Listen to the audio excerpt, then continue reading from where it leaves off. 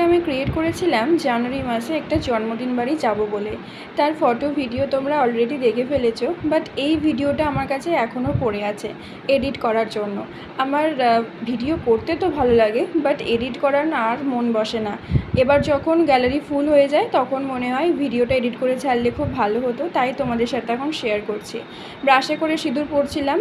প্রথমে বরমশাইকে বললাম যে একটু ফুঁ দিয়ে দাও। প্রথমে ভালো ছেলের মতো আস্তে করেই ফুঁ দিয়েছিল, তারপরে আমার পাকামোর জন্যে জোরে বললাম, তারপরে গোটা মাথা আমার সিঁদুরে ভর্তি হয়ে গেছে।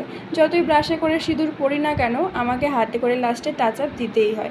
হাতে করে সিঁদুর পরলেই আমার বেশ সরুভাবে পরা যায়, আমি বেশ স্যাটিসফাই হই। তারপরে সারাদিনের ক্লান্ত সেরে আমি আবার এই লুক নিয়ে ফিরে এসেছি।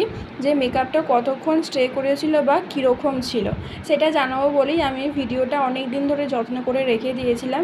তো তোমরা জানো আমার এই ভিডিওটা তোমাদের কেমন লাগলো, বা আমার লুকটা প্রথম থেকে শেষ অবধি কীরকম ছিল। আর সেখানে গিয়েছিল আমার সাথে আমার ঋষুবরীয়, মানে আমার ননদের মেয়েও, মানে ননদিনদেরও নেমন্তন্ন ছিল।